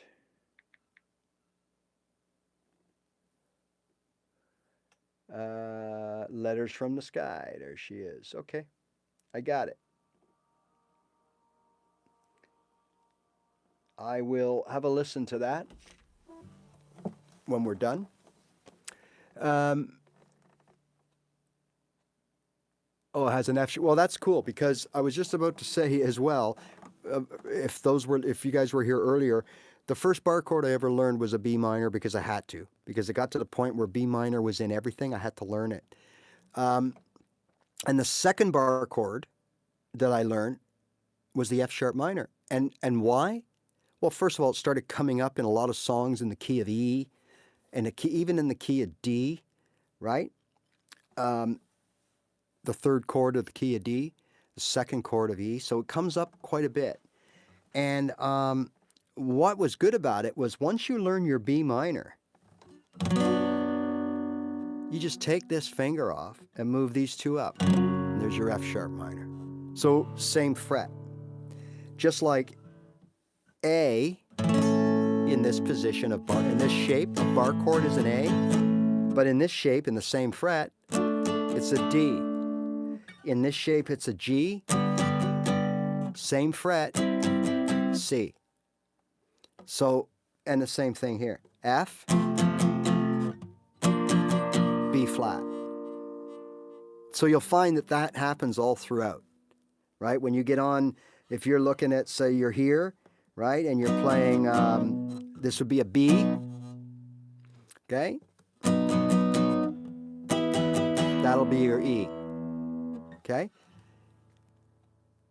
It's called the fourth. So if you are playing a G, the same fret, different shape bar chord will be a C because it's the fourth, G, A, B, C, okay? Here, you're playing a B, B, C, D, E. If you change it to that shape, you're in the same fret, it's an E, okay? So in A, if I change it to here, A, B, C, D, it's going to be a D. So that's kind of one good thing to remember. So I'll definitely check out that song. Okay, so as I was saying, look, I'm just a guy that has a different approach. I think it's a simpler approach. It got me playing like that. It got me, as I said earlier, people didn't see me for 3 or 4 weeks, and I'd show up and play, and they'd go like, oh my God, what's happened? Like, what did you do? You know? And it really works. Once I eliminated all the stuff that just knocked my head in and hurt my wrist and all that, once I got rid of that stuff and I just did what I did well, which is play open chords, started putting them together, playing songs, then the rest takes care of itself. Because when you're I think someone mentioned this earlier in a different way. When you pick up your guitar every day and it hurts and you sound terrible and you just don't enjoy it, and it's like torture, you're not going to want to do it every day. And eventually your brain is going to shut it down and go, hey, look, you suck. Don't pick up that guitar today because you're terrible. And I don't want to hear it. That's the reality. Whereas you're not as fancy, you're not cool, but you can play 3 open chords and you play those day and night, those same 3 chords, all of a sudden you start sounding good and you're playing songs. Now your brain says, hey, Ray, where are you going? pick up your guitar. 2 hours later, hey, Ray, don't put your guitar down. It sounds great, man. Keep going. You're motivated. The more you feel good, oh, thank you, Stephanie. Thank you. The more that you feel good and hear what you sound, the more you're going to want to play. The more you play, the better you're going to get, because that's exactly how this works. Like anything else in life, the more you do it, the better you get at it, right? It's just a matter of focusing on what to practice, what to play, how to do it. That's it. So again, eliminate all the difficult stuff. You don't need it.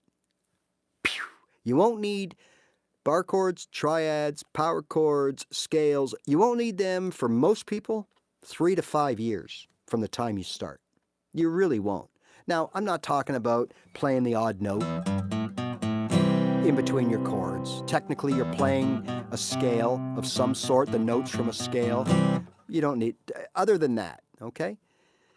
I mean, that stuff, I learned how to do that, and I didn't know I was playing from a scale. Someone just said, hey, buddy, do this. Go. It was A minor to C. Just do this. And at first, I couldn't do it. Remember? Then all of a sudden, I started patting my head and rubbing my belly. Now, I don't know what I was playing. I didn't know if that was a scale, which it is. It's notes from a scale. I didn't know that. I just knew because someone showed me, go. And I did it 150,000 times that first 24 hours. And 3 days later, now I was doing it to the G, and then C, and then that sounded like a pro, but I didn't even know what the hell I was doing. Okay, so I'm not talking about that, because that's something that you can program yourself without knowing anything to do, right? Robotic, over and over and over again. But don't worry about things. Don't even look at bar chords, because what's going to happen once you build that guitar foundation and you get real good, man, you're going to learn your bar chords like that. I don't know all my triads. I mean, I shouldn't say I don't know them. I do know them. But for me to sit down now and just rip a big chord progression, say on strings 3, 4, and 5, or 4, 5, and 6, knowing what shapes I need to use and being able to hit all the notes crisply, no, I'd have to practice. But where I do know how to play triads is on these 3 strings, because these are the 3 strings for me that triads made sense. I like the way they sound, that higher register, right? That thing going up there. I like that sound, so I concentrated on it, and I learned them. And why did I learn them and it took so fast, whereas when you start it takes weeks or months?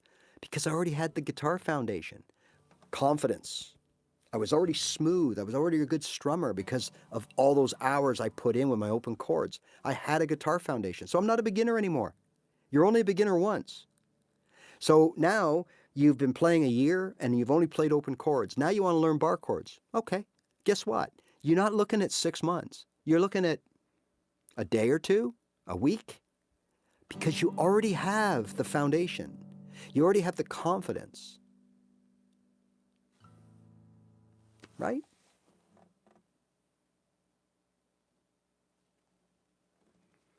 Yeah, once you know, yes, songs, use songs to your advantage.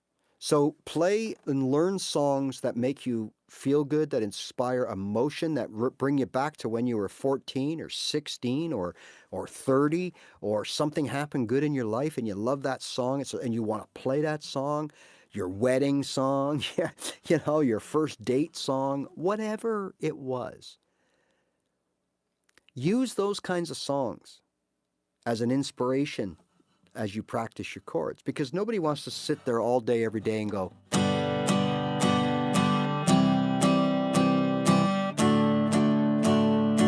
right? We'd rather go,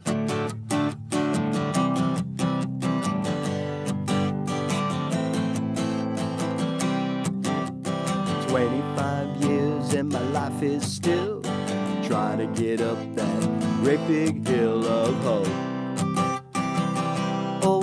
whatever that means, yeah, right? We all want to relate things to, so that, you know, all of a sudden, once you got these hands working, you're going to be surprised because, you know, it sounds so hokey and corny, but you say things like, you know, play from your soul, not the sheet of paper. It's so true. It is so true.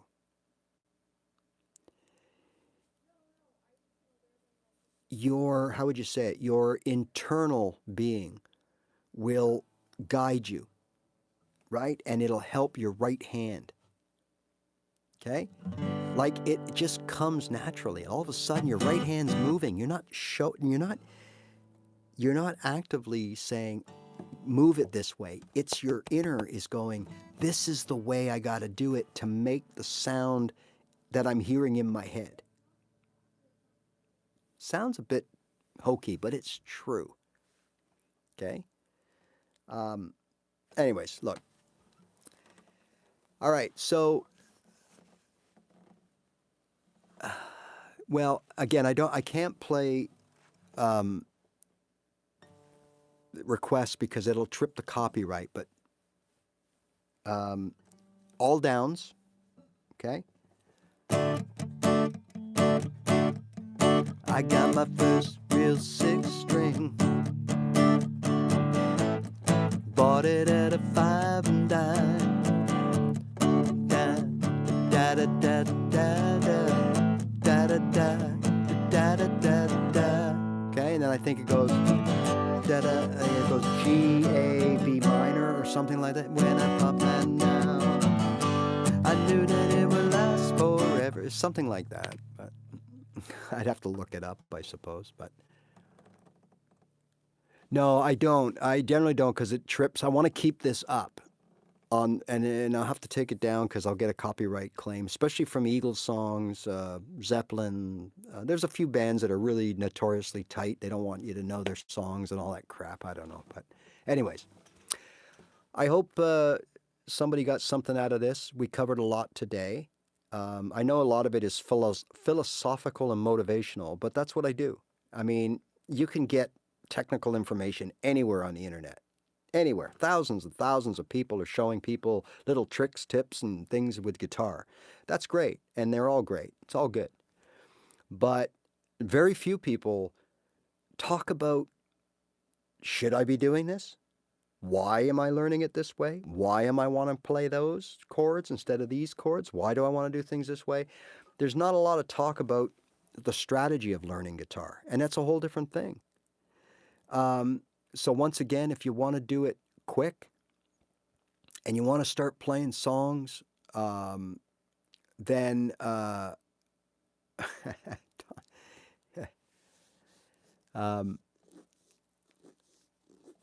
and you want to start and get, start as soon as you can, start playing songs, then listen, go to my channel. There's all kinds of videos that explain this further that you can refer to.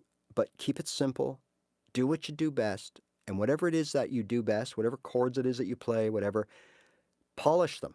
Make them sound better than anybody else. And trust me, you may only know how to play the 4 chords. That's it, or 3 chords. But you'll play them so well that you could play any songs with those chords in them. And not only that, once you hear yourself playing these songs,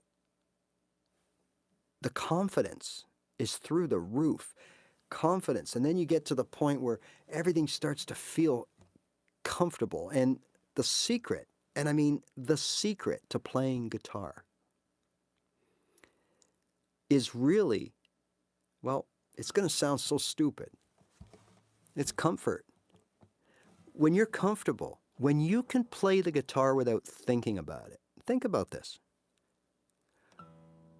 The first time you use software, Windows, Mac, an editing program you bought, a spreadsheet program app you bought, you don't know where anything is.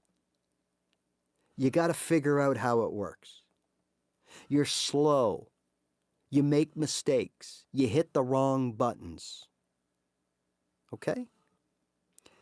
The more you get on that app every day, work with that program, know what keys have to be pushed, where all the stuff is in the menus, you start working faster. You're more productive. Your work is better.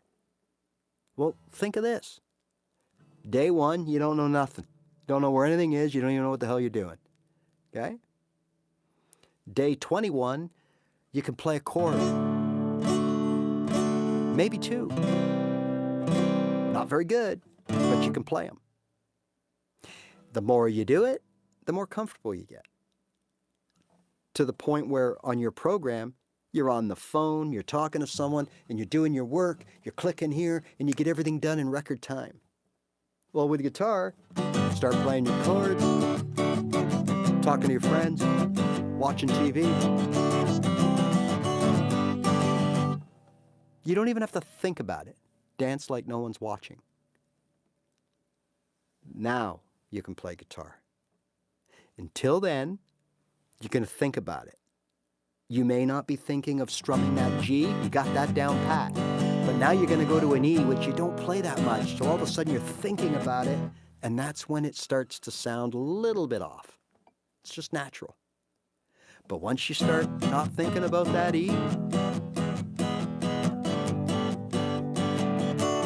and the D, the C, and you can just go on and play, and you touch the string, you're on your way. Now you can do anything.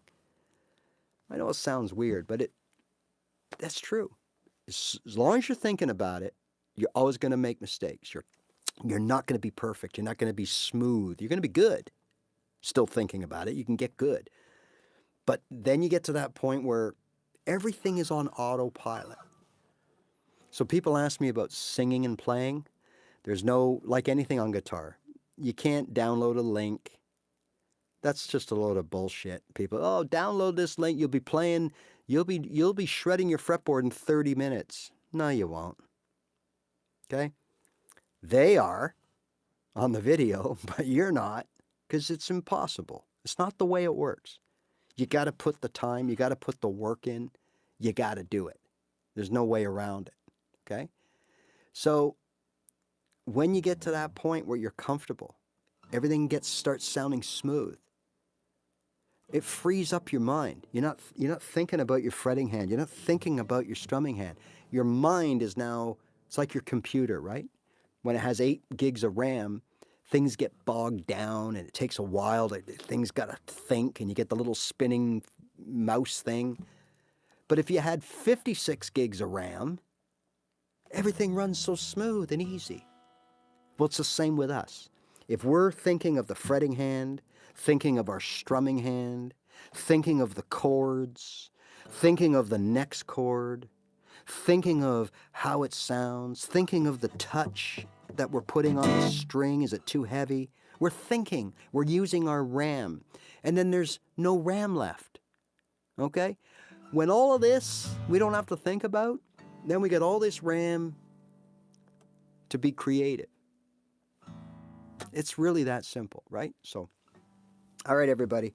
Once again, in the fall, we'll be starting up regular slots for beginners, for intermediates, whatever. There'll be different things.